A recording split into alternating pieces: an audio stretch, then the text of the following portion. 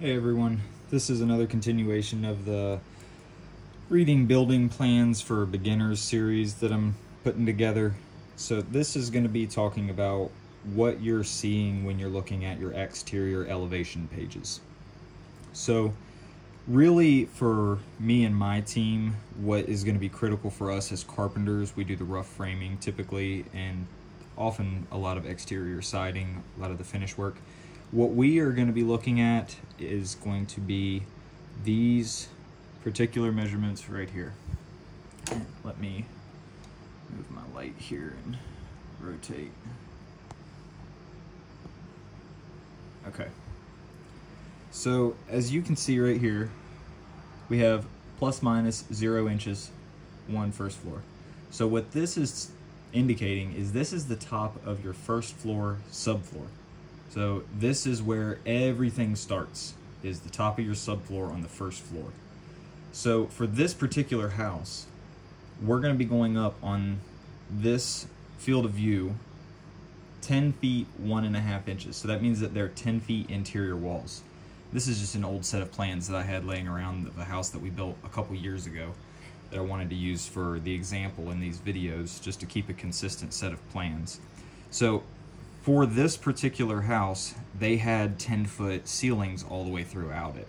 You're not going to have that on very many houses. Most people nowadays are doing 9-foot ceilings, so where this is going to say 10-foot 1.5, you'll often see it say 8-foot 1.5 or 9-foot 1.5. And essentially what the 1.5 is, most people think, oh, why isn't it just 8 feet, 9 feet, 10 feet? When you actually build your walls from subfloor all the way to the top of your second top plate for your rough framed walls, once you add that second top plate, that's what kicks you up that 1.5 inches. So that's where that comes from. And then if you go the other way, in this particular house, it's -9 feet, 3.5 inches.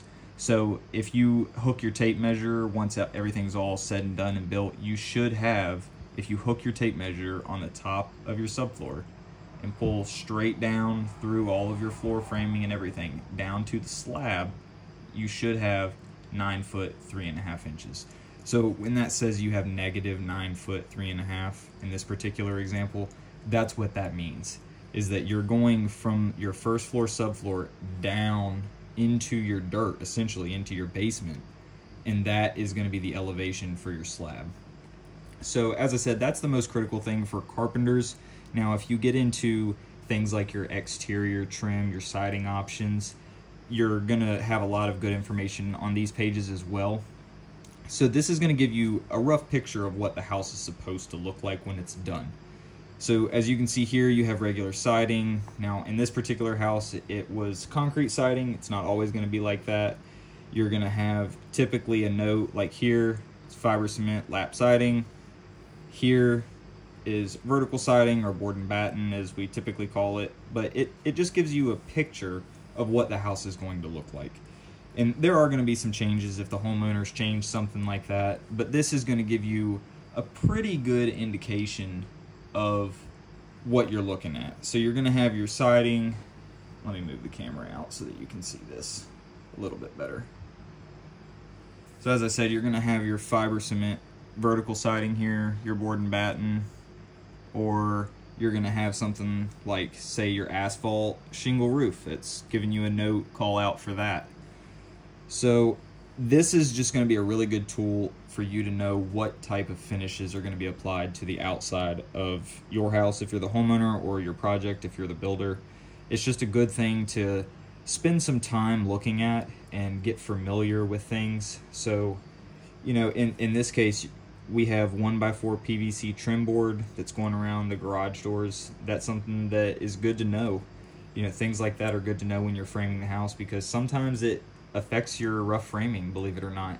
And that's getting into a little bit more complex framing discussion, but it's just a good thing to know what type of trim you're going to be using, because it's going to make you more educated if you're talking to your framer, talking to your builder, if you're the homeowner, or if you're, like these videos are aimed at, if you're a new carpenter, it's a good thing for you to familiarize yourself with what the building that you're building is supposed to look like. It's just a good practice to get in.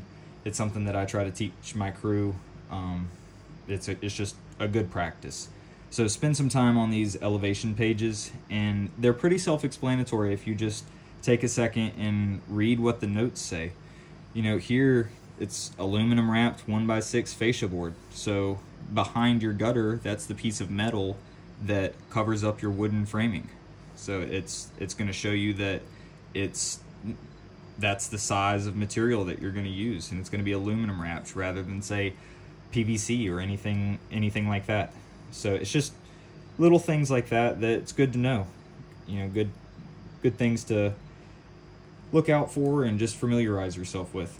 Let me know in the comments if there's anything on exterior elevation pages that you want me to go over a little bit more detail, and thanks for checking it out.